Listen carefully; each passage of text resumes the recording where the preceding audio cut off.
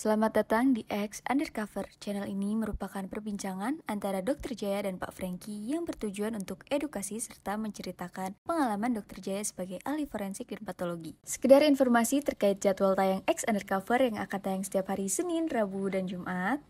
Maka dari itu, untuk mendukung channel ini agar selalu memberikan tayangan yang informatif dan edukatif, kalian bisa dukung kami dengan cara like, comment, subscribe, dan share. Dan selamat menonton! Makanya kalau yang pertama di awal itu apa suka lupa kejadian yang baru-baru. Tadi gue udah makan apa enggak ya? Tuh kalau ditanya, tadi lu makan apa? Iya tadi makan apa ya? Tadi ke restoran mana ya? Terus ditanya lagi. Lupa naruh barang. Orang titik paling sehatnya di umur berapa? Di bawah 40. Normal ya? Paling sehat di umur berapa, Dok? Range-nya dah. Ya 30-40 lah, 25-40. 25, 40 lah sampai 40. Gitu. Berarti orang tua saya benar kasih wejangan buat saya. Apa? Dia bilang kalau laki-laki itu kalau kita mau berusaha itu lihat umur. Ya. Kalau di bawah 10 tahun nggak bisa apa-apa. Ya. Kalau 10 sampai 20 tahun itu kemampuan menggunakan otaknya mungkin di bawah 10%. Ya. Tenaganya masih bisa 95%, 90% ke atas. Artinya kalau kita mau bekerja nih 20 sampai 30 itu sudah mungkin 20 sampai 25% menggunakan otak. Jadi kemampuan otaknya bertambah. Terus kemudian tenaganya sudah mulai agak berkurang. Titik maksimalnya yaitu antara 30 sampai 50, 30-40 deh. Otaknya mulai bertambah lagi dipakainya, tapi fisik udah mulai menurun. Ya. Terus aja kira-kira 40, 50, dimana kalau di atas 50 itu kemampuan otaknya dipakai sekitar 90%, Dok. Fisiknya 10% lagi. Karena percuma katanya, kita mau kerja pol-polan pakai tenaga juga tenaganya udah nggak cukup. Ya. Jadi memang ada pepatah kan, Dok? Man life begin at 40 katanya, Dok. Ya. Setuju nggak, Dok? Nggak terlalu tua lagi. Terlalu tua? Terlalu tua kamu. Jadi di umur berapa? 30 lah. Nggak, pengertian life begin at 40 artinya sudah mapan, Dok. Oh. Diralat jadi 30 atau 40? Ya, maksudnya sih 30 sudah mapan. Ya. Mapan ini pengertiannya macam-macam kan, Dok ya? Ada mapan sudah, ya pengertian orang mapan kan relatif. Enggak etis kalau 30 mapan tuh artinya dia udah bisa berkeluarga, Franky. Wah, kalau bangun keluarga mah 15 tahun nggak bisa bangun keluarga, Dok. Problemnya kan tuntutannya ada rumah, mobil, kendaraan. Ya kan, kalau 30 tuh masihnya udah gitu. Rumah, kendaraan. Terus kemudian ya tabungan. Nggak usah banyak-banyak deh. Emas 2 kilo. Oke, Dok, jadi memang angka paling sehat di antara 30-40 kira-kira Dokter Jaya gitu ya. Atau kita lebih jangan pakai pas bulatan 35 sampai 45 dah, Dok ya. Tapi ada banyak yang terlambat, Franky. Kenapa, Dok? Saya kan ya umur ya baby boomer ya. Ketemu sama teman yang baru pensiun. Ngobrol-ngobrol, pertanyaannya gini. Yuk kita bikin bisnis yuk. Waduh, bisa bikin bisnis 60 tahun. Terus saya bilang begini, kamu udah kenalan belum sama Jack Ma? Jack Ma, Franky. Jack Ma bilang begini, kamu umur 20 tahun belajar kerja, pergilah ke orang yang punya perusahaan kecil, di mana lu sama-sama sama dia membangun. Jadi belajar dari orang yang di bisnis kecil, di mana lu bisa bikin apapun. Nah itu 20-30. Nah 30 itu lu boleh bikin apapun. Coba-coba bisnis ini, coba begini. Nah udah 40 kita udah mesti mantap tuh apa yang mau dikerjain. 40-50 maksudnya dia bukan cuma mantap, kita mulai ngajarin anak-anak muda supaya bisa meneruskan apa yang kita sudah jalankan. Di atas 60 tahun nasihat dia temani cucu aja katanya. Okay. Nah artinya ya memang mesti begitu. Karena kalau enggak, orang nggak bisa tanpa rencana, Franky. Berarti Dokter Jaya beda kiblat sama dia, Dok. Dokter Jaya kiblatnya ke orang Asia. Karena orang Asia, Jack Ma, gini Dok, orang Asia, saya tuh punya pengalaman gini. Kalau saya jemput tamu zaman dulu ke airport nih Dok, saya tinggal perhatiin aja. Kalau orang Jepang, kalau dibilang jabatannya sales representatif, ya udahlah cari yang di bawah 30 lah. Tampangnya masih kinyis-kinyis, masih muda. Manajer 30 sampai 45 lah, 35 45 tampangnya gitu. Kalau di atas 45 untuk advisor tuh sudah. Karena kan orang Jepang di sini kan levelnya advisor tuh sama dengan direksi. Beda kalau kita jemput orang Asia lainnya dari Taiwan. Datang umur 20 tahun, kartu nama presiden direktur. Nah, Dokter Jaya, teman Dokter Jaya itu kiblatnya ke Amerika. Kenapa saya bilang kiblatnya Amerika? Dokter tahu pendirinya Kentucky Fried Chicken, Colonel Sanders. Sudah pensiun deh, Dok. 72. Ya? Ya, tapi pada saat dia sudah pensiun, dia baru mulai bisnis. Ya, tapi kamu jangan lupa, berapa ribu kali dia ditolak orang itu. Nah, nggak banyak loh orang baru ditolak 2-3 kali aja udah lemes, Renggi. Terus kedua, Levi's dia sudah startnya tuh tidak di umur muda lagi. Jadi memang kalau untuk start bisnis itu nggak ada kata terlambat sih Dok, kapan aja. Tapi lebih makin muda makin bagus. Karena tapi begini Franky, ini begini ya. Ini saya ada berapa kali pengalaman nih ketemu sama temen-temen nih yang kerja di bank atau di BUMN atau apa. Wah di situ tuh udah kerjanya udah pol lah. 60 tahun menjelang 60 pensiun. Tiba-tiba mendadak nih dapat duit THR gede, paling sedikit 2M, 4M, 5M. Tapi pengalaman yang selama ini saya lihat, begitu itu terjadi, terutama juga dari bank ya. Tuh ada ke saudara saya, soalnya keponakan saya tuh dikerja di bank. Waduh, biasanya begitu dia pensiun, teman-temannya tuh yang satu umuran sama dia langsung ngerubutin dia, Franky.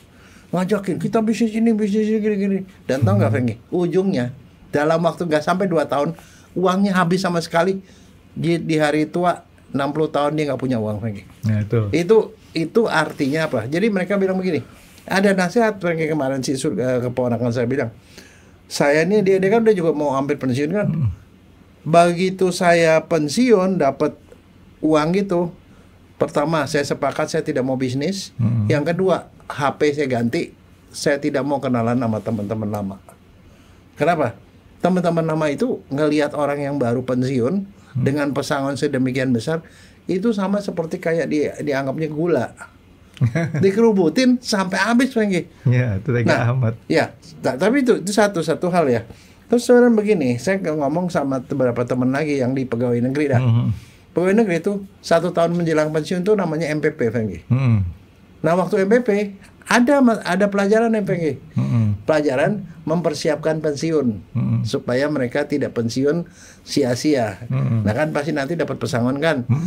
Diajarin macam-macam, diajarin lah bagaimana cara berbuka bisnis, buka catering, buka peternakan ayam, buka dan segala macam yang ternyata begitu pada saatnya terjadi pensiun, ternyata dia tidak siap, Franky. Kenapa? Karena udah kebiasaan kerja disuruh orang.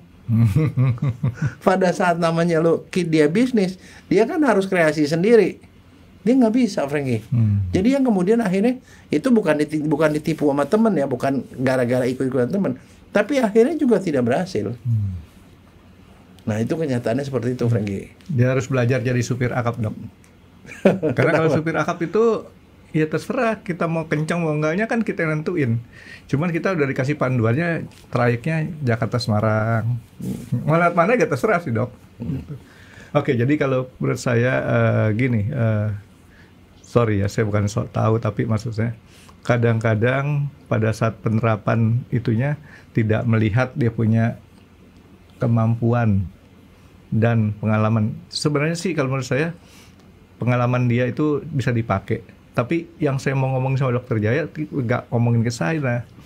Saya mau ngomongin masalah kita punya kesehatan tadi dok, umur 35-45, itu kan fisik masih bagus, tapi nggak ngejamin otaknya, pengetahuan ingatannya tuh masih bagus dok. Tapi ternyata perjalanan itu antara laki sama perempuan beda, Franky. Perempuan itu cerdas, Franky. Cerdas. Waktu SMP, SD, itu perempuan pasti lebih jago dari laki-laki. Pinter kali dok. Pinter. Iya. Tapi begitu dia mulai SMA, perempuan kalah sama cowok. SMA, kuliah kalah sama cowok. Kita bedain pinter sama cerdas nih dok. Kalau yang tadi saya setujunya disebutnya pinter dok. Apa bedanya pinter sama cerdas? Kognitif itu kan pinter dok. Kalau cerdas itu bisa mengatasi ya problem-problem di luar daripada yang dibelajarin. Nah sekarang gini Franky. Nah sekarang masalah ini orang udah pensiun nih. Pensiun kan artinya udah pasti 58, 60 gitu ya. Kita kan sering ketemu sama teman. Nah, ada teman yang begitu ketemu gini belum lama dia bilang, "Hei, gimana kabar lo? Anak lo berapa?" "Anak gua 3. Cucu berapa?" "Cucu 4. Udah. Nggak lama kemudian dia nanya lagi, "Hei, anak lo berapa?" Baru dijawab. "Oh, dari tadi kan gua jawab. Mungkin dia nggak dengar kali. Anak gua 3. Cucu lo berapa?" 4. Nggak lama dia nanya lagi, Franky. Nah, apa reaksi kamu? Sama teman kamu itu loh. Saya sih kelihatnya ambil positifnya aja dok. Daripada dia bilang anaknya berapa? 4 tapi sulung semua. Nah, lebih celaka kan? Jadi pada saat dia ngasih penjelasan itu, yang tadi menanyakan lagi kan orang tidak menangkap kan? Ya bisa nggak menangkap, tapi kita pikir kan nggak menangkap. Tapi kedua, ditanyain sampai lebih dari 2 kali, Franky. Kedua, orang tersebut itu istilahnya lagi stres dok. Yang ketiga, dia kena penyakit dari bahasa orang, penyakit yang berhubungan dengan bahasa Sunda. Apa tuh? Agak kasar dok. Apa? Sunda itu ada tingkat sama kayak bahasa Jawa. Kamu bahasa Sundanya apa dok? Kamu bahasa Sundanya bisa maneh, bisa sia, ya kan? Sia kasar. Nah itu dia menderita yang namanya demensia. Betul dok ya, penyakit ada kan penyakit yang tadi? Ada. Nah itu yang saya mau minta dokter dia jelasin. Nah itu satu. Yang kedua, baru sampai nih begitu itu, gua ketinggalan tuh dompet gua di mobil, gua pengen mobil. Di mana gua punya kunci mobil. Dia cari kemana-mana nggak ketemu. Dan itu sering terjadi, Franky. Dan yang lebih parah lagi, dia jalan-jalan sama istri, lalu dia pulang ke rumah, udah sampai rumah baru inget istri gua ada di mana. Oh gitu. Nggak dibilang, kok istrinya beda? Ya itu sih penyakit kayak gitu. Modus. Nggak, saya pernah satu kali saya nganterin istri ke pasar tradisional. Biasanya kunci saya taruh di kantong celana. Hari itu kunci saya pegang-pegang. Panik saya. Kuncinya nggak ada. Waduh, kunci kemana? Jatuh di mana ya? Ada orang baik nanya, "Pak, lagi cari apa?" "Kunci mobil." "Itu Bapak pegang atau?" Itu sama aja orang pakai kacamata ditaruh di sini. Nah, dia cari-cari di mana. Atau pegang HP begini nih. HP gue di mana? HP gue di mana gitu kan? Nah, jadi hal seperti itu kira-kira cocok dok ya dengan penyakit Sunda tadi dok ya? Iya, ada pikun. Kalau bahasa Indonesia pikun, Franky. Tapi ada satu yang pikun pinter, Franky. Nah, lupa utang. Iya, bukan. Dia ketinggalan barang. Dia cari-cari. Udah malam nih, udah gelap maghrib nih. Cari. Nggak ada katanya, nggak ada. "Oh, kamu nggak ketinggalan di mana?" "Ya saya nggak tahu ketinggalan di mana lah. Kamu nyarinya di situ-situ aja." "Oh enggak, di sini terang ada lampunya." Di sebelah situ kan nggak ada lampunya. Katanya ngapain dicari kan? Itu betul. Yang lebih enak lagi satu lagi dok. Kalau cari barang kita jangan pakai mata, pakai mulut dok.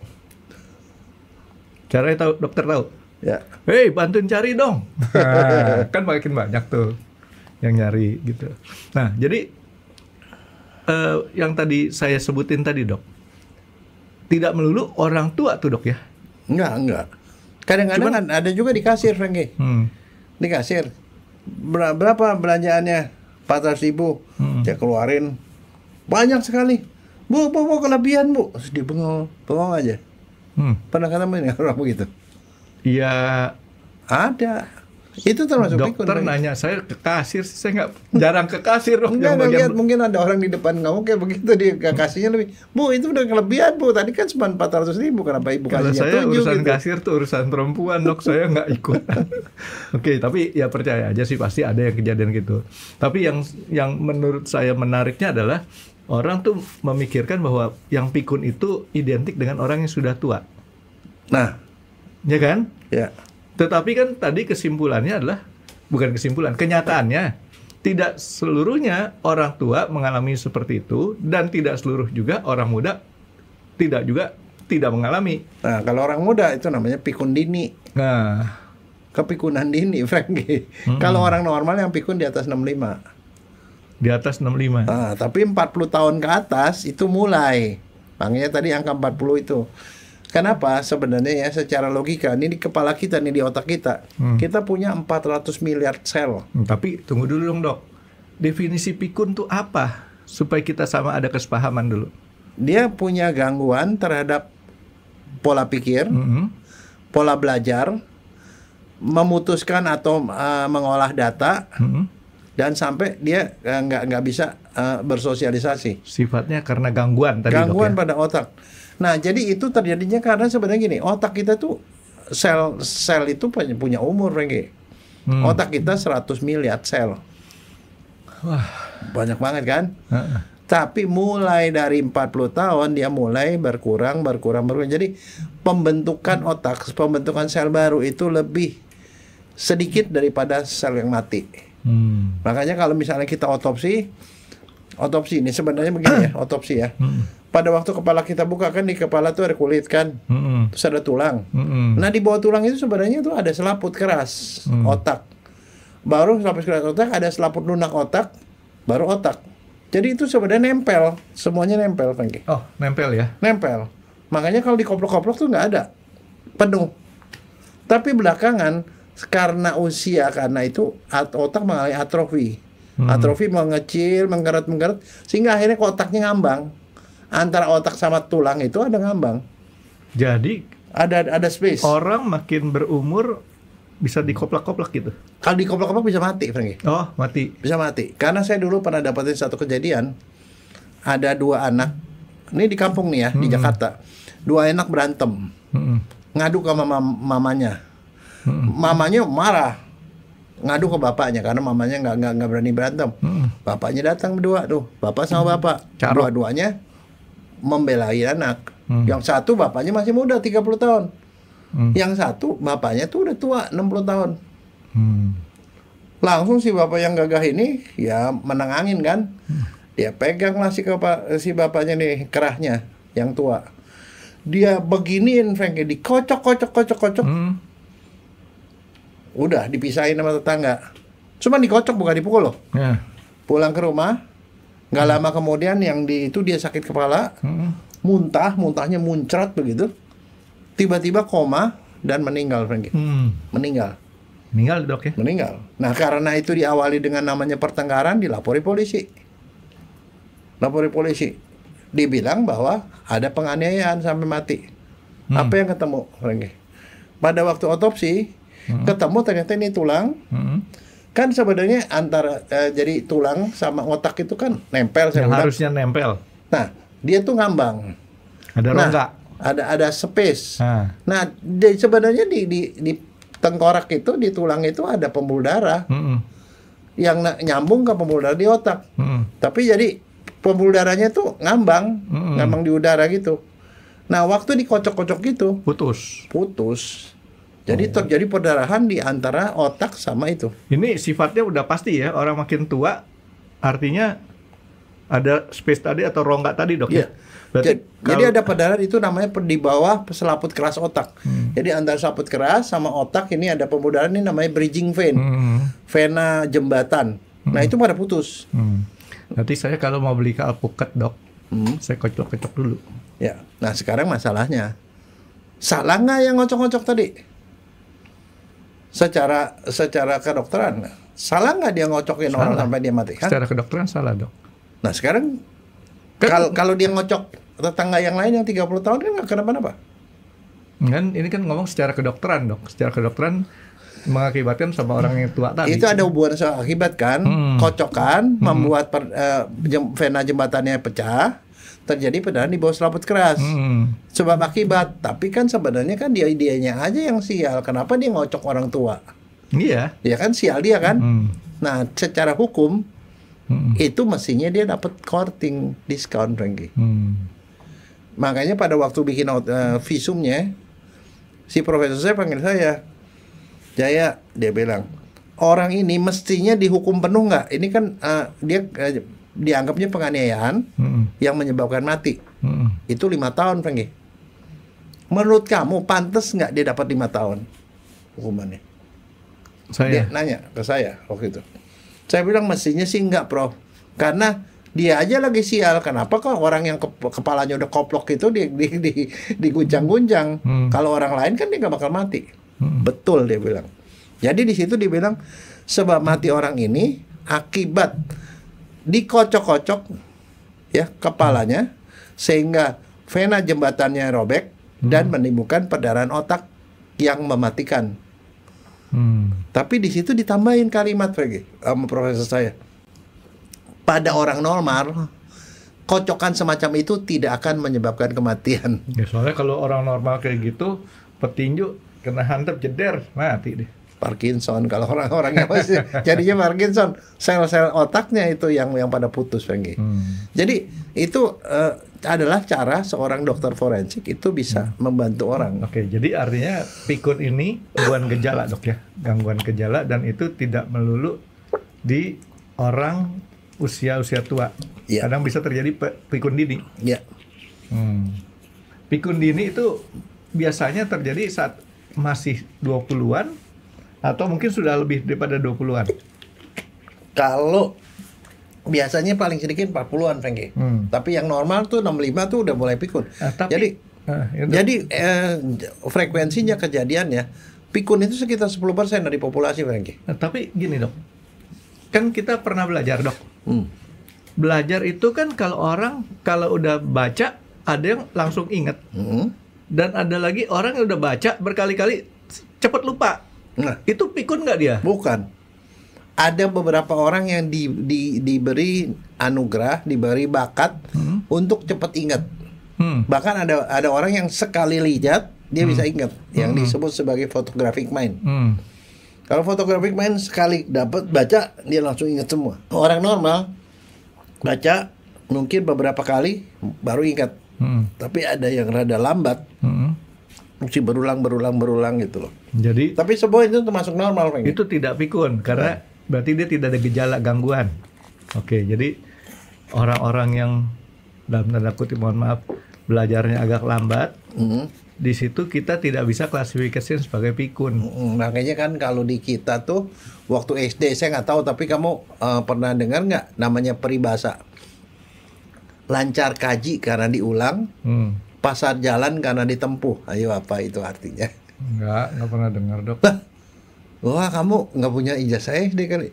Oh, jangan ngomong ijazah, Dok. Ijazah. Saya ijazah SD saya memang hilang, Dok. Jangan ijazah. Ijazah saya SD hilang, ijazah SMP saya hilang, tapi SMA ada. Wah, kalau gitu bisa. Ijazah dari UI masih ada. Oh, masih ada, masih bisa jadi menteri, Bang. Enggak mau. Enggak. Saya mau happy. Tapi ini artinya nih ya. Ini kalimatnya itu pakai bahasa Indonesia yang lama ya. Jadi namanya lancar kaji karena diulang. Kaji itu ngaji. Karena kaji kan baca, ikutin ustadz yang ngomong, hanya lama-lama dia bisa lancar, Pinggir. Lancar ngaji karena diulang. Pasar jalan karena ditempuh. Pasar itu bukan pasar, tapi kalau di jalanan itu ya, di jalanan tuh ada aspal kan. Ada beberapa bagian jalan itu yang sering dilewati oleh roda. Daerahnya jadi lebih licin. Kalau yang nggak dilewati roda lebih geradakan gitu. Nah itu pasar jalan karena ditempuh karena banyak mobil yang lewat di situ gitu. Itu yang menyatakan bahwa kalau namanya sebagai pelajar, kalau pertama kita dengerin guru, kita kerjain PR, mau ulangan kita baca, nah barulah kita bisa gitu loh. Artinya harus rajin-rajin mengulang. Kalau saya supaya mengulangnya lebih banyak lagi, saya ngajari temen. Ngajari temen artinya kan saya ngulang lagi kan, ulang lagi. Nah itu makanya kadang-kadang saya lebih ingat daripada itu. Kalau nggak ngajar. Saya sih kalau mau ulangan tidur dulu dok, tidur. Tapi ada orang yang nggak usah ngulang. Misalnya contoh anak saya. Anak saya tuh yang cowok tuh dua-dua, dia cuma dengerin guru aja. Habis gitu catatan tidak ada apa nggak ada, tapi ulangan bisa bagus terus. Ya ada orang yang kayak seperti itu, ya itu dia punya gift ya. Kalau yang kayak gitu, yang ulangannya bagus terus tanpa dia nyatet, tanpa dia belajar banyak. Tergantung sebelahnya dok. Oh iya. Sebelahnya bagus dia bagus. Ya. Itu mengikuti konsep. Yeah. Kalau orang sukses itu ada dua. Hoki. Kebetulan dia belajar, dia dikasih, dia ingat. Yang kedua hopeng. Hopeng teman. Teman sebelahnya jago, 9 kita 9 gitu. Iya. Ya kurangin dikit lah, kasih bonus buat dia kan. Jangan nyaingin. Tapi kadang-kadang suka ketebalik Frankie, kita yang ngasih nyontek kita lebih sedikit dapetnya. Ya, itu nah ini saya kasih tahu ini buat yang senang nyontek ya. Nyontek tuh kalau kita punya etika jangan lebih tinggi daripada kita contek. Tapi kadang-kadang orang nyontek terlalu hebat nyonteknya. Dia nyontek sama Dokter Jaya dapat 1 soal, nyontek sama Dokter Amin 1 soal. Akhirnya dia dapat betulin 3 soal, Dokter Jaya paling 2 soal. Satu keberuntungan dia juga kalau tulisannya bagus Frankie. Dia nyontek ke sebelah, sebelahnya tulisannya jelek, yang dia tulisannya bagus. Guru lebih percaya sama dia Frankie. Dia nilainya lebih bagus. Oh, iya. Oke dok, jadi balik kepada si demensia. Bukannya demensia ya dok ya, demensia dok ya. Demensia ini kenapa kok bisa terjadi gangguan tadi?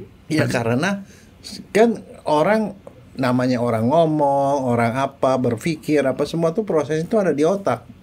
Ada bagian yang namanya memori. Nah bagian situ sel-selnya udah pada rusak. Nah rusaknya itu sebabnya kenapa? Usia, yang nomor 1 usia. Jadi aus. Ya usia, ya sama aja lah. Apapun saya udah pasti karena usia lama-lama tuh banyak yang rusak dong. Ya, itu satu. Faktor kedua jenis kelamin, Frankie. Yang pikun itu lebih banyak perempuan daripada laki-laki. Kalau yang transgender? Ya nggak pernah diteliti lah. Nah, besok teliti dok. Nggak, yang perempuan lebih. Kenapa? Dia banyak yang dipusingin ya? Bukan. Hormon. Oh, hormon. Hormon.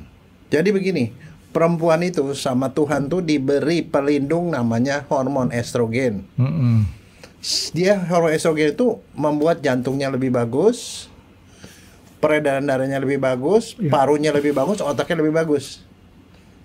Itu perannya si estrogen itu di otak. Dia tuh membentuk energi di otak, membuat otak tuh jadi jernih dan segala macam. Cuman dia dipertahankan itu. Orang selama dia mens, perempuan, otaknya bagus. Tapi begitu dia menopause, mendadak estrogennya turun, disitulah proteksi otaknya hilang. Tadi dokter dia sebutin estrogen itu ada kaitannya dengan menstruasi dok ya? Iya. Sekarang saya balik dok. Kalau kita estrogennya masih punya terus nih dok, dia masih mens terus nggak dok? Dia masih men. Artinya kalau perempuan yang kemudian sudah habis estrogennya, disuntikin lagi estrogen, iya, disuntik. mens lagi dia dok? Iya, itu namanya HRT, hormon replacement therapy. Jadi orang yang sebelum menopause dikasih hormon supaya hormonnya ada terus sehingga dia tetap mens. Berarti dia masih bisa melahirkan nih dok? Bisa. Oh.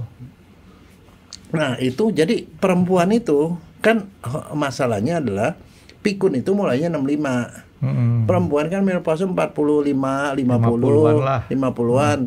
Begitu estrogennya turun pada saat itu, resiko jantung dia lebih gede dari laki-laki, resiko stroke lebih gede, dan kemudian resiko pikun juga lebih gede. Mungkin itu. Otak saya mulai mikir lain lagi, Dok. Apaan? Mungkin Abraham tempo hari istrinya bisa melahirkan anak di usia tua, estrogennya dapat lagi, Dok. Serius kan, Dok? Ya. Betul kan? Mungkin ya, Dok ya. Selain daripada itu kan dapat estrogen mungkin kuasa Tuhan, Dok. Ya. Oke. Jadi gitu. Nah, jadi itu hubungan dengan hormon, Franky. Tapi ada beberapa hal-hal lain lagi yang justru membuat orang tadi kan kemungkinan orang kena ini apa? Karena pikun itu di atas 65. Di atas 65. Normalnya nih, Dok. Normalnya. Ya, normalnya. Perempuan itu sekitar lebih cepat. Sekitar 10% dari populasi itu pikun, Franky, di atas 65. 10%. Nah, kira-kira. Tapi kalau perempuan lebih tinggi bisa 2 kali lipat, 2/3-nya dari semuanya itu. Karena kenapa? Karena dia tidak ada pelindung. Sebaliknya kalau laki-laki, hormon testosteron itu turun memang, tapi dia pelan-pelan. Jadi tidak ada efek. Jadi sekarang saya dilematis nih, Dok. Dilematis saya, Dok. Apa? Ya istri saya ditambahin estrogen lagi apa enggak gitu kan? Gak usah. Ya enggak diukur, kalau mau diukur. Enggak, Kalau dibiarin. dia gini, orang HRT, Human Replacement Therapy itu, yang berikan harus dokter kandungan. Sebelum diberikan diperiksa dulu hormonnya. Kalau hormonnya memang kurang, itu baru dikasih. Ada satu hormon kurang, kedua ada gejala. Bukan masalah, Dok, kalau kita biarin dia masih tetap dengan kekuatan memorinya di sekarang, saya seringkali nombok duit, Dok. Saya nggak pernah tertib pakai duit, toto dikasih berapa, pulangnya laporannya nggak jelas. Jadi dilematis tadi saya bilang, Dok. Oke, jadi itu intinya si perempuan ini punya sifat Dia pikun dini. bukan. Pikunnya lebih awal dibanding laki-laki. Iya, karena dia masalah hormon. Hormonnya turun, ada menopause, makanya dia jadi pikun setelah itu. Itu pikun tapi kan bertahap, Dok ya? Iya. Nggak langsung blok banyak gitu kan ya? Enggak, bertahap. Nah, makanya kalau yang bertahap di awal itu apa?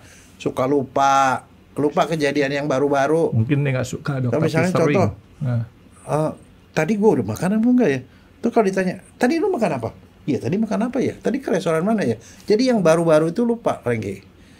Yang lama-lama dia masih ingat, itu satu. Yang kedua, kalau nanya berulang-ulang. Terus ditanya lagi.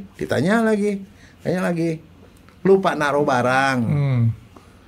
Pokoknya ada macam-macam yang seperti itu. Kadang-kadang ngomongnya berulang, nanya lagi. Oh, berarti istri saya nggak perlu dikasih Kadang-kadang estrogen, Dok. bayar, suka salah ngebayar orang. Itu hal kecil-kecil itu sebenarnya itu udah adalah salah satu tanda.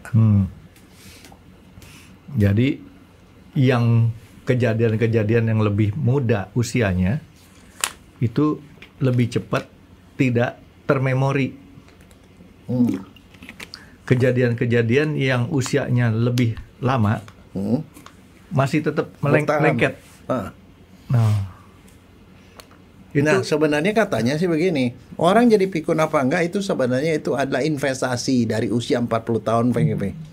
40 tahun kalau kita hidupnya benar, kita nggak pikun. Karena 90% orang nggak pikun, PGP. Tapi kalau nggak benar nih, 40 sampai itu, nah di situ, apa yang nggak benar? Jadi arti gini, bagaimana caranya supaya kita mencegah supaya kita nggak pikun pada waktu di atas 65?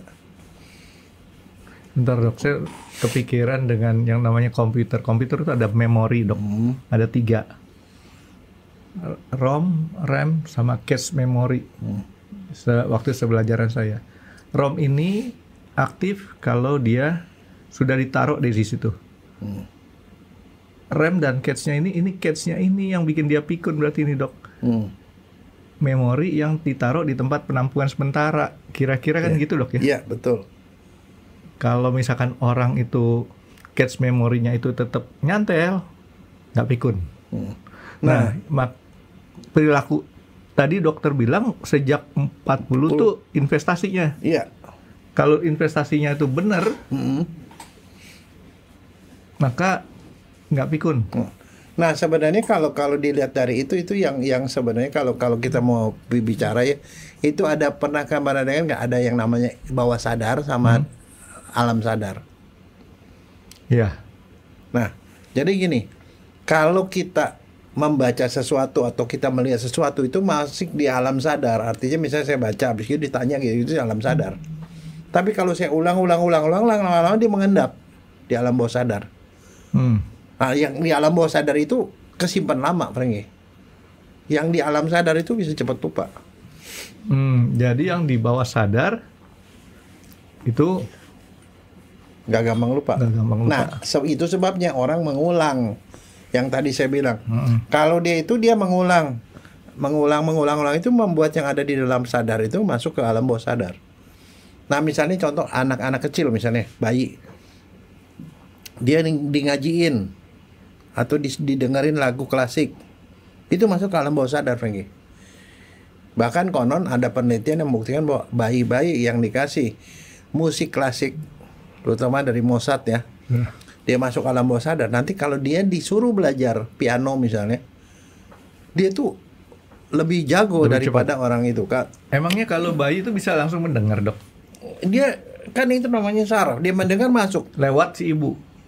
Enggak langsung, kan kupingnya udah berfungsi. Oh, udah berfungsi dia. Ibu masuk ke alam bawah sadar. Ingat gak cerita si ini Superman?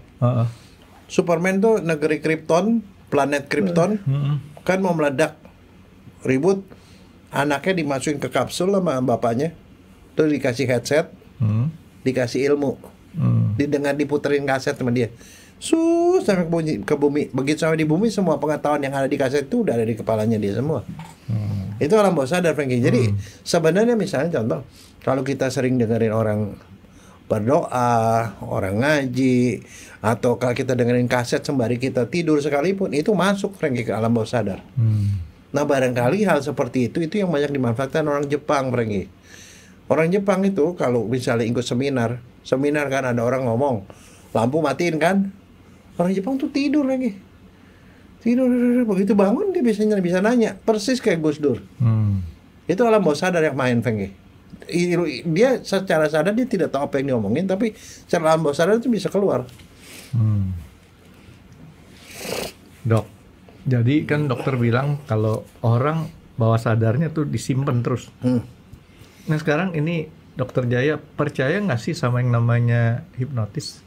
Iya, hipnotis itu masuk ke alam bawah sadar. Nah terus kemudian orang yang nggak pinter matematik dia bisa jadi ahli matematik tuh? Gak bisa, kalau dia sebelumnya pernah didengerin ilmu matematik, diajari gini terus langsung masuk ke alam bawah sadar, bisa. Bisa dia mengkalkulasi dengan cepat ataupun segala macam. Jadi alam bawah sadar bisa dibangkitkan lagi dong, Dok? Bisa. Dikasih apa namanya, trigger. Ya kadang-kadang kalau yang nama hipnotis itu kan pakai bantuan orang. Tapi bisa juga keluar. Jadi kadang-kadang kita suka aneh kan, orang ini kapan dia belajar ya, tahu-tahu dia bisa ngoceh gitu ya, karena udah ada sesuatu yang pernah masuk. Oke, jadi si tadi balik lagi ke orang yang pikun nih, Dok. Ingatan-ingatan yang awal-awal terus tersimpan dengan baik. Ingatan yang baru hilang. Hilang lebih dulu. Itu hilangnya tuh kenapa? Hilangnya kenapa? Apakah dia salah masuk nih, Dok? Masuk ke dalam sel yang rusak? Atau apa? Gimana tuh, Dok? Kan gini, Dok. Saya ambil analoginya di komputer ya, Dok ya. Di komputer tuh namanya tempat penyimpanan tuh dibagi dengan sektor-sektor. Ada di dalam hard disk atau fixed disk itu ada yang sering namanya sektor yang kurang bagus secara fisik, Dok. Jadi kalau misalkan ada rekaman yang masuk ke dalam bad sektor tadi, itu mengakibatkan filenya tersebut cacat. Ya. Kira-kira seperti itu atau enggak? Mungkin. Jadi artinya kita otak tuh memorinya udah penuh nih, Dok. Otak tuh ketambahan lagi sama yang baru-baru. Sebenarnya otak nggak pernah penuh. Alam bawah sadar itu kapasitasnya unlimited, Franky. Jadi be careful. Jadi unlimited itu sebabnya kalau orang sering dengar atau lihat HP, nonton film itu yang kriminal, yang jahat-jahat, yang apa segala macam itu otomatis dia sama seperti dia masukin sampah ke dalam. Makin banyak, maka akhirnya otaknya tuh dipenuhi dengan hal-hal informasi itu secara tidak sadar, sehingga kalau dia one day ada satu cetusan bisa keluar lagi itu semua. Jadi arti itu sebabnya orang bilang kalau kamu punya otak, masukinlah hal-hal positif. Karena yang keluar itu jadi nanti yang positif. Jadi beruntung saya, Dok. Saya kalau nonton film nggak pernah diapalin. Nonton film ini, besok nonton film ini lagi, Dok. Tetap aja saya pengen tahu ini gimana ya. Bukan gara-gara habis nonton itu lupa lagi tadi apaan sih. Enggak, nonton sampai habis. Tapi mungkin seminggu depan diajak nonton film itu buat saya tetap menarik. Karena saya nggak pernah ngapalin dia punya alur cerita filmnya. Enggak, tapi kalau saya sendiri sih begini, makanya kalau saya sih sayang sekali sama kepala saya. Saya jadi kalau misalnya ada TikTok, YouTube apa tuh, kalau yang negatif kayak yang isinya maki-maki tuh saya udah nggak ini. Saya nggak mau isi kepala saya dengan hal-hal yang sampah-sampah begitu. Bener ya, Dok? Enggak. Bener. Kok dokter sering kirimin TikTok ke saya, Dok? Enggak yang gosip-gosip. Kalau itu ya, kalau yang lucu-lucu ya yang paling yang lucu. Yang buat nambah seger otak, Dok ya. Ya lain, maksudnya kan gini. Soalnya ada beberapa kali ya saya ketemu temen ya. Temen tuh yang kebanyakan sampah yang didengerin itu sampah-sampah itu yang keluar sampah semua, Frank. Sampai kali ngomong tuh keluar tuh dia tuh hafal yang begituan otomatis gitu. Ini orang nggak menarik diajakin ngomong yang keluar sampah semua. Setuju kalau yang itu, Dok. Jadi kalau ya artinya kalau suatu konten yang sifatnya nggak bagus buat otak dimasukin, ya itu yang kerekam, Dok. Iya. Iya kan? Karena otomatis tanpa mau kita rekam pun dia akan masuk juga ke dalam, karena di situ ada tempat kosong kan di situ. Nah, tinggal kayak tadi, Dok. Jadi artinya otak tidak penuh, tetapi mungkin makin banyak space yang dipakainya, dan itu begitu masuk ke tempat yang bad sector tadi, Dok, gampang hilang. Kira-kira mungkin kalau kita analogikan dengan fisik benda seperti itu kali, Dok ya. Kan kadang-kadang kita timbal balik, Dok. Benda ngikutin manusia atau manusia ngikutin benda, gitu ya. Nah sekarang gini, bagaimana caranya menjaga otak supaya kita nggak pikun? Nah itu yang tadi, Dok, saya mau tahu. Dokter tadi cerita tuh gimana investasi kita supaya kita jangan cepet pikun, gitu kan? Karena tempo hari ada teman saya, ini cerita nih, Dok. Saya lagi ke rumah yang di Kota Bunga. Teman saya rumahnya di Green Apple. Kebetulan pas weekend bareng, dia datang ke tempat saya, ajak orang tuanya nih, Dok. Orang tuanya tuh terus-terusan main sudoku. Oh iya, sudoku. Nah, kebetulan dia masuk ke dalam ruangan itu dilepas sendalnya. Sepatu, tinggal pakai kaos kaki, Dok. Nah, main sudoku. Saya tanya sama teman saya, kebetulan mereka sudah pada almarhum gara-gara COVID kemarin. Itu bokap lo main sudoku buat apa? Supaya nggak cepet pikun, Frank. Bagus nih. Nanti saya tanya klarifikasi sama Dokter Jaya, apakah bisa seperti itu. Oke. Nah begitu pulang nih, Dok, orang tuanya itu jalan aja ke mobil, nggak pakai sendalnya lagi. Ketinggalan sendalnya, Dok. Saya bilang itu sendal pakai dulu. Padahal latihannya sudah pakai latihan sudoku supaya nggak cepet pikun. Enggak, soalnya yang diingat sudokunya. Itu alasan Dokter Jaya begitu tuh. Ada aja cara pembenaran, Dok ya. Dia fokus sama sudoku. Nah, jadi apakah sudoku ataupun kita bermain satu hal yang sifatnya memori ya, kan permainan memori tuh termasuk salah satu yang bisa menghasilkan penguatan otak. Iya betul, karena otak itu harus dipakai prinsipnya lagi. Dipakai dengan cara kita baca, kita main, misalnya main catur, main sudoku, TTS atau whatever. Nah itu adalah salah satu cara untuk mencegah supaya kita nggak pikun. Salah satu cara. Ini investasinya yang tadi Dokter Jaya sebutin, investasi sejak umur 40 harus benar nih, Dok. Iya. Jadi ya, supaya jangan sampai salah orang mengerti. Bukan mainnya, tapi yang penting otaknya harus selalu digunakan. Iya. Jadi mesti apa ya? Mesti rajin mikir. Oke. Jadi jangan apa bahwa si gua nggak mau mikirin, nggak, mesti mikir. Balik ke yang Dokter Jaya punya teman-teman, mereka belum menggunakan secara maksimal, tapi hanya menggunakan untuk menjalankan apa yang disuruh.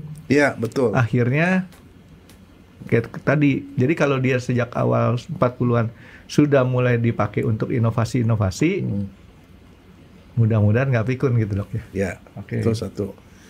Yang kedua itu fisik juga ternyata pengaruh, Franky. Karena otak itu yang namanya otak itu bisa cepat pikun tuh karena peredaran darahnya kurang lancar.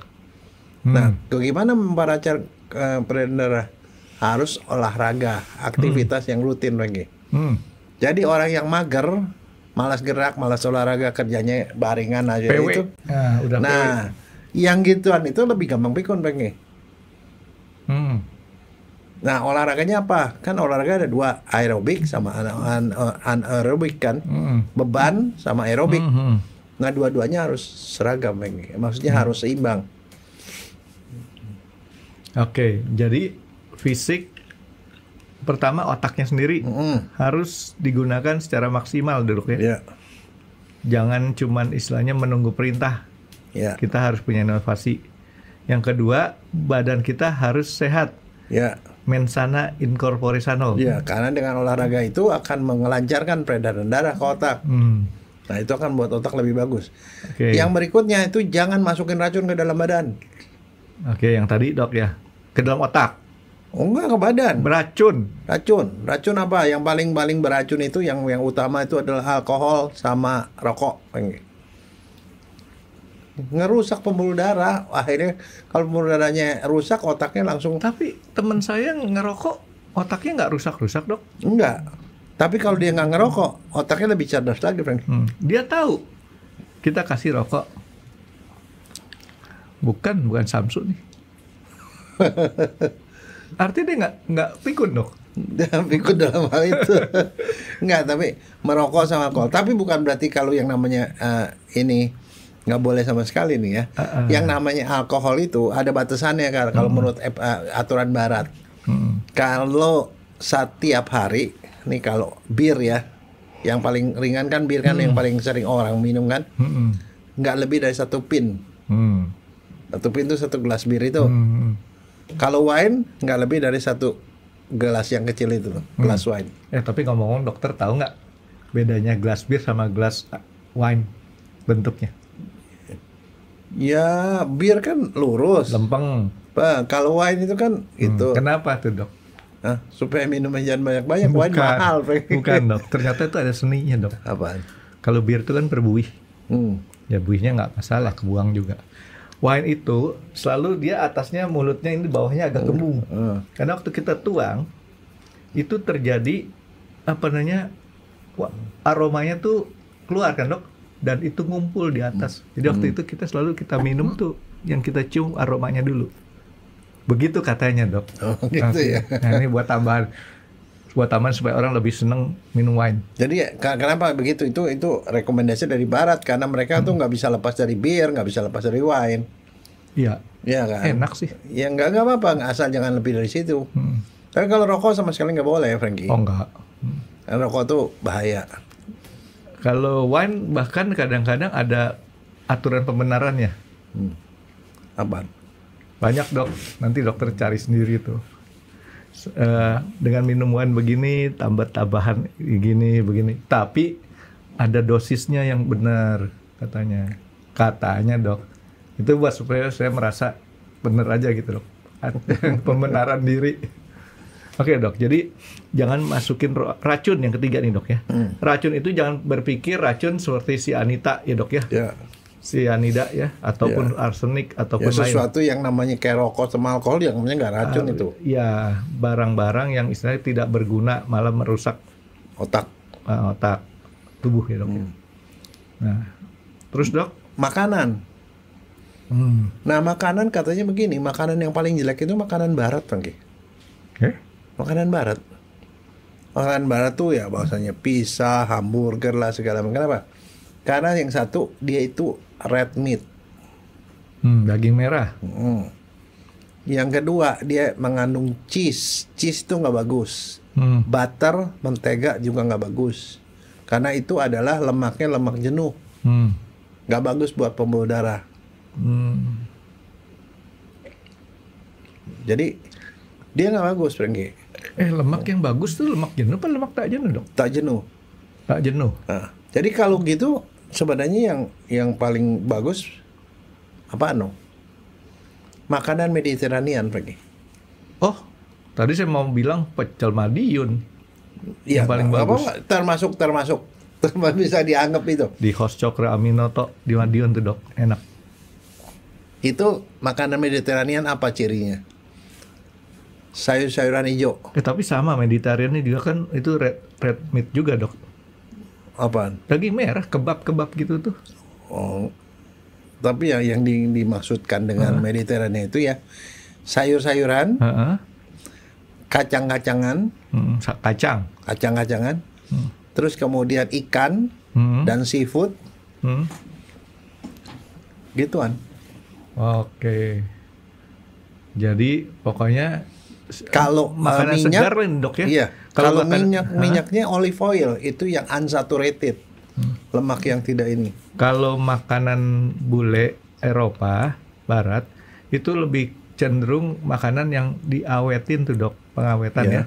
Sedangkan kita Timur, apalagi masakan Cina, Chinese food, makan panas-panas digoreng langsung. Bagus kan, Dok? Iya. Masih panas masuk ke mulut. Iya. Ya kan? Itu lebih bagus daripada makanan yang sudah dibekuin tadi kan, Dok. Oke. Nah, terus, Dok, tadi dokter bilang ada yang saya lupa mau nanya. Dokter bilang kan olahraga bagus tuh, Dok. Ya. Kalau olahraganya tinju? Nah, nanti dulu itu lain lagi. Lain lagi pengecualian. Lain lagi. Nah, ada satu lagi makanan yang mesti itu adalah makanan yang harus rendah garam. Garam itu jelek sekali buat otak, Frankie. Nah, itu susahnya buat saya, Dok. Garam itu termasuk MSG, Frankie. MSG itu karena garamnya itu tinggi. Yang asin-asin, yang sudah barang diproses. Kan orang-orang barat tuh sering kan makanan proses food, makanan digoreng, gitu loh. Iya, iya. Jadi asin nggak bagus. Nggak bagus. Gula. Nah, itu lagi. Makanan bule itu juga banyak gula. Dagingnya merah, ada butter, ada mentega, ada itu jadi biasanya proses food, goreng-gorengan. Yang digoreng nggak bagus. Oke, terus makanan Indonesia secara asli nih, Dok? Asli, bagus. It's okay, no problem. Indonesia nggak termasuk gitu. Kalau daging juga kita makan dagingnya nggak banyak. Yang kebanyakan dimakan sama kita kan ayam, ikan. Jadi sih sebenarnya makanan Indonesia nggak ada masalah. Tapi kalau yang Mediterania itu banyak segala macam biji-bijian itu loh, Frankie. Ya. Tapi biji-bijian, dokter dia suka makanan Mediterania? Suka. Yang biji-bijian itu loh? Iya. Biji, ada macam-macam biji kan. Iya. Quinoa, chia seed, pahit-pahit kan, Dok? Iya. Tapi itu bagus, Frankie. Antioksidannya tinggi. Biasanya kalau saya dikasih makanan gitu, itu bijinya saya pinggirin tuh, Dok. Tapi jelas makanan Mediterania itu kalau kita makannya di sana, Dok, beda sama makanan Mediterania yang ada di sini. Lebih enak di sana. Dia punya resepnya lebih asli kali ya. Gitu. Oke, Dok, terus makanan. Nah, satunya jaga penyakit. Ada beberapa penyakit atau kondisi yang memperparah itu pikun. Mempercepat atau memperparah, Dok? Memperparah dan mempercepat juga. Membuat lebih buruk pikunnya. Pertama adalah kalau makanan yang manis, gula-gula, kencing manis di situ masuk. Kencing manis itu memperparah pikun. Hipertensi, hiperkolesterol. Hipertensi, hiperkolesterol, kencing manis. Itu memperparah. Iya. Gampang karena pikun. Nggak relevan. Jadi kalau loh itu membuat pembuluh darahnya jadi jelek, jadi lebih kecil. Jadi dia lebih gampang rusak otaknya. Oh, jadi mempengaruhinya tuh memperburuk secara langsung di otaknya, fisik tuh otaknya Ya. dok ya. Nah, yang berikutnya itu trauma. Trauma, Frankie. Makanya misalnya kalau nggak mau pikun, terutama itu hindarilah olahraga itu yang membuat trauma pada otak. Apa? Kalau naik sepeda pakai helm. Kalau tinju ya pakai helm. Tinju itu resiko gede kan. Main rugby, Oh iya. nah itu resiko kepala gede. Rugby masih mending, dia pakai helm. Soccer tuh dok. Soccer. Yang nggak Jadi pakai helm. olahraga yang seperti itu be careful, karena itu ada trauma pada otak, itu resikonya jadi lebih. Ini rugby kadang orang ngebedainnya masih agak, saya nggak tahu yang pastinya. Tapi yang jelas kalau kita bilang American football dok ya, atau bisa rugby kali ya, itu lebih bagus proteksinya kan. Tapi kalau yang soccer, bukan soccer, tadi saya ngomong salah. Kalau soccer itu artinya bola biasa, sepak bola. Tapi kalau kita ngomong football, itu rugby yang tanpa itu dok, tanpa pelindung. Kira-kira apa ya penjelasan dan topik yang akan dibahas oleh Dr. Jaya di video selanjutnya? Stay tune di RX Undercover, karena akan ada video baru setiap hari Senin, Rabu, dan Jumat. Terima kasih sudah menonton.